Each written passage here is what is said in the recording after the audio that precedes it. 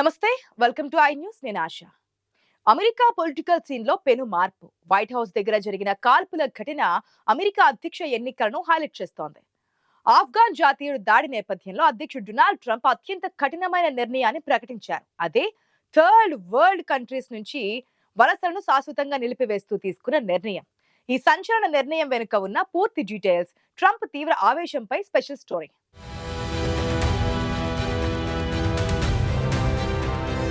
Trump administration కు తొలి shock.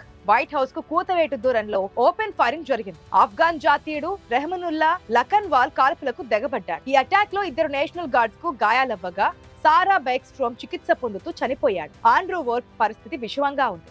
ఈ ఘటనపై తీవ్రంగా స్పందించిన అధ్యక్షుడు ట్రంప్ తక్షణమే సంచలన నిర్ణయం తీసుకున్నారు.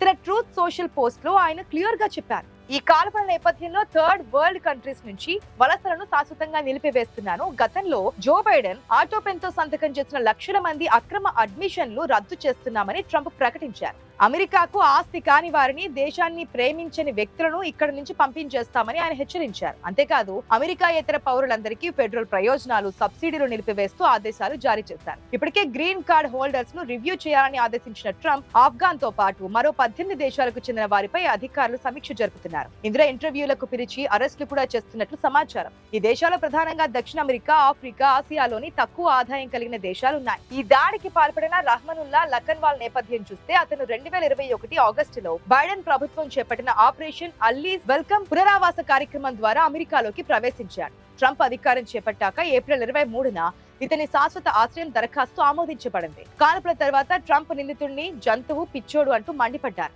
ఈ ఘటనకు కారణం జో బైడెన్ ప్రభుత్వమే అంటూ విలేకరుల సమావేశంలో తీవ్రంగా ఫైర్ అయ్యారు. విలేకరులపై తెలివి తక్కువవారా అంటూ ఆయన వ్యక్తం చేసిన ఆగ్రహం అమెరికా మీడియాలో హాట్ టాపిక్ గా మారింది.